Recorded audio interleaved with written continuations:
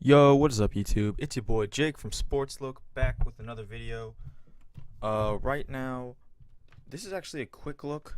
Um, about 5 minutes ago, I saw that Antonio Brown signed a 4-year, $68 million contract, and I just wanted to talk about it. Um, what do I think of this trade? My first impression is that the Steelers lock up a guy that is a consistent 1,000-yard receiver, 10 touchdowns, 100 catches a year. They lock basically a top three wide receiver up for the next 4 years. They gave Big Ben just another target in his already huge arsenal of weapons that he has with Le'Veon Bell, Martavis Bryant's coming back. Sammy Coates looked not great, but he looked okay. Eli Rogers looked very good last season. So bringing back AB just solidifies that offense and makes it so much more potent for basically every. It makes it more potent for the Steelers to have a guy like Antonio Brown rather than not have him. There are some questionable decisions about this money, though. They gave $68 million over 4 years. That is an average of basically 17 a year, which, in my opinion, is a little bit too high for a guy like Antonio Brown.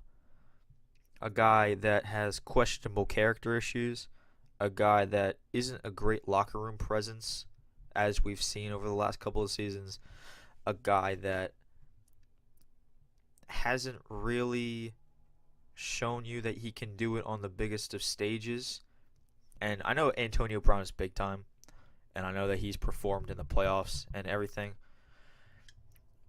It just hasn't really translated to wins. Like, AB has put up all these stats. The Steelers have won one game since he's got there, in the playoffs at least. Um, they beat Kansas City. AB didn't do anything. Uh, I honestly think that they should have given this money to Le'Veon Bell instead, because I think Le'Veon is a little bit more valuable to the team and he's younger. Uh, you saw what Antonio Brown did with Michael Vick versus what he can do with Ben Roethlisberger, right? AB is not some transformative talent where you can just throw him on the field with any quarterback and can do what he's doing now, right? Michael Vick showed you that Antonio Brown needs Big Ben more than Big Ben needs Antonio Brown. Okay, AB went out and basically laid eggs for the entire time Mike Vick was the quarterback while Ben Roethlisberger was hurt last season. And this is kind of the reason why this extension is a little bit troublesome for me. I like AB. It's just I don't think that wide receivers make quarterbacks in this league. I think that it's the complete opposite. I think Antonio has been blessed to play with Ben Roethlisberger, not the other way around. So that is my quick look. Overall, I would give this contract a grade of a B minus area. We'll see what happens. I think that as long as Ben is on the field, Antonio will look like he's worth 18 mil a year. But the question arises of how long Ben can stay healthy and how long he wants to continue to play. Because remember, there were some questions about whether or not Ben wanted to retire this year or not.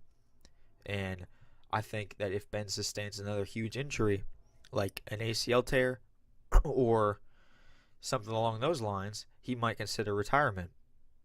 So that's my quick look. Again, I'm glad that AB got his money. I'm glad that the Steelers got him back. And we'll see what happens. But that's just my first take. Please subscribe to me. Sports Look. This is Jake Butler signing off.